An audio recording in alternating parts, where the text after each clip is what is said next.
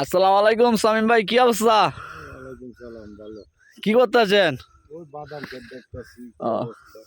বাদামের তো মনে হয় বীজ হয়ে পড়বো তাড়াতাড়ি, কিন্তু মনে হয় খরানের কারণে একটু অবস্থা খুবই খারাপ নাকি? হুম।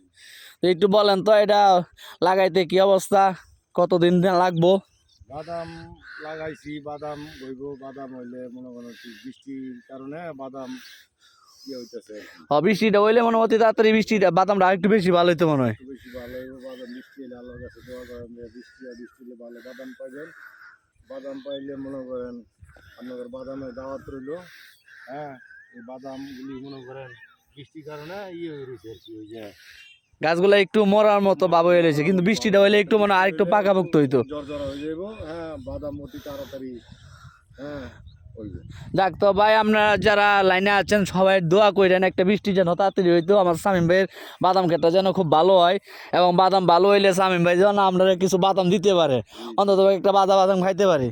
যাক, সমস্যা নাই তো। আর সব কিছু মিলে কি অবস্থা, বাদাম বাদাম কয়দিন লাগতে পারে আছেন?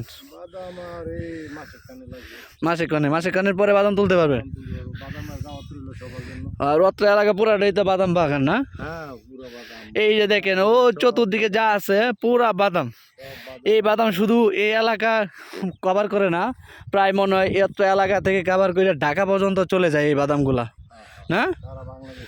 সারা বাংলাদেশে এই বাদামগুলা যায়। খুব সুন্দর একটা জায়গা, সুন্দর একটা পরিবেশ, না? তো সব মিলা এমনি মোটামুটি 1 মাসের ভিতরে কভার হয়ে যাবো, না? হ্যাঁ হ্যাঁ। ওকে, ধন্যবাদ শামীম ভাই।